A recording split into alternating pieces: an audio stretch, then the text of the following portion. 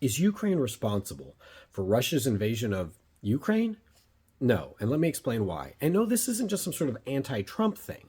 I think Trump and I might be in alignment so far in his position on Taiwan, which seems to be even more in favor of independence from China than the Biden administration was. As a freedom and democracy and liberty person, okay, great. I happen to agree with that. So as long as we're not using Taiwan the way that we're using Ukraine as kind of like leverage for another bigger country to get what we want, I'm all in support of it. But right now, we seem to be trying to blame Ukraine for the fact that Russia has come in there, killed 60,000 of its soldiers, 12,000 of its civilians, and decimated its cities. And Ukraine can't respond in kind without fear of a nuclear war in trying to protect themselves.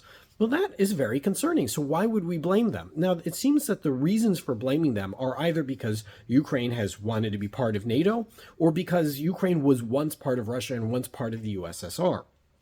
Now, first of all, when it comes to NATO, NATO isn't some sort of anti-Russia group.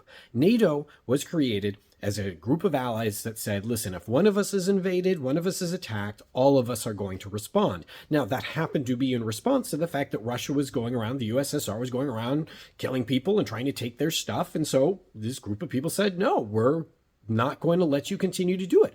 But the only country in NATO that has ever pulled the trigger on NATO has been the United States, when we were attacked on September the 11th, and our allies helped. So it's super weird that we're like anti-NATO now, as we're the only country that's ever actually used NATO, and it had nothing to do with Russia. So it doesn't have to be about Russia unless Russia makes it about Russia and decides to invade somebody.